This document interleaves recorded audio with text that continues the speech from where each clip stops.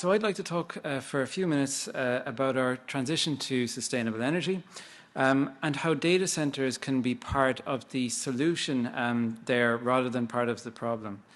But let me go back in time for a second, because it's easy to forget that Ireland's electricity grid was powered by 100% clean energy before.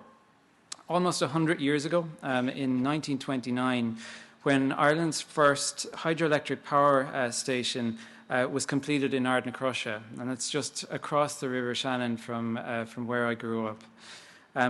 That project at the time cost 25% of the country's budget, and it must have taken a lot of courage from our political leaders at that time to deliver, and from the engineering teams and the labourers working on that project to execute it.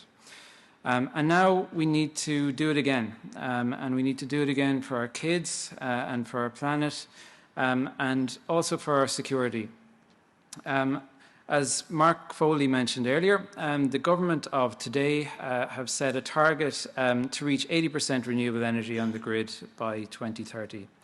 And that's just 90 months away. It's not that far in the future, although it feels like a new decade hanging out there. 90 months. And we have a lot of work to do, and we have a lot of problems to solve between now and then. So when you have a lot of renewables on the grid, balancing supply and demand gets much more tricky. Traditionally, as demand increased, the grid operators could just turn the dial up on a fossil fuel power plant to kind of meet that demand. But that's obviously not possible when you have wind and solar, because they're dependent on the sun shining and the wind blowing and on weather conditions. So battery storage and better interconnection between other grids in mainland Europe and the UK are going to be important parts of the solution. But I'd like to talk specifically about data centers and how we can use them and make use of them to balance supply and demand on the grid. So by 2030, data centers that we already have visibility of are forecast to consume up to 30% of Ireland's electricity supply. And that is an unusually high figure. So globally, data centers account for about 1% of electricity demand. And within the EU, it's about 3%. And we are going to be at 30% in about 8 years. So we've been working on a project with an LX to make use of battery backup systems in some large data centers to support the grid in times of need.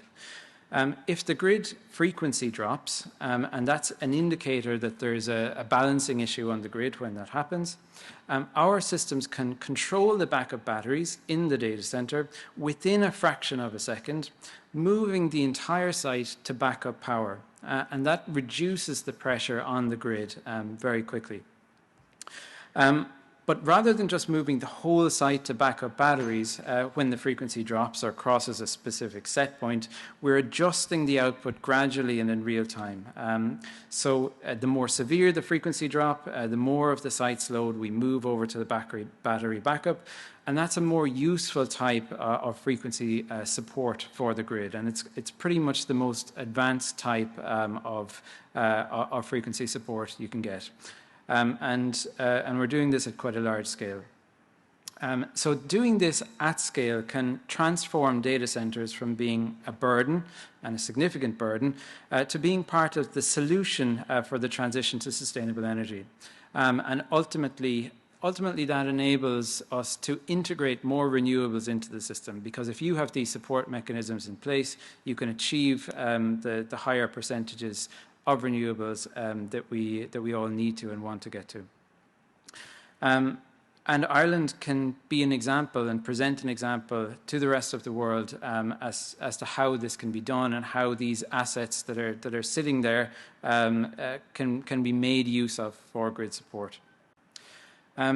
So apart from just making this work, however, which is technically quite difficult, it is really important. It's essential that we improve the user experience of these technologies along the way and also drive costs down. As Mark mentioned earlier as well, we don't need a technology revolution here. We actually, in my opinion, need a user experience revolution. So the technologies are there to do this stuff already, but they need to be perfected and they need to be made easier to use, and we need to drive the cost down so they can reach a wider audience. So that applies to the technologies that are used for grid support in the example that I'm talking about now, but also to other areas like energy management. The products today that can do that job today are just too difficult to work with and too expensive. So it's essential that we drive the costs down if they're going to achieve mass market adoption. That's been our focus in Epicensor since we started this journey.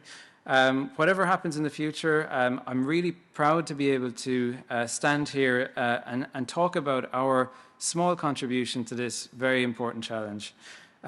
My call to action, like Tom Donnellan's call earlier, is that we try not to describe this stuff in terms of depressing future predictions, even though they might be correct, but instead that we talk about the opportunities and the benefits that this transition can bring us.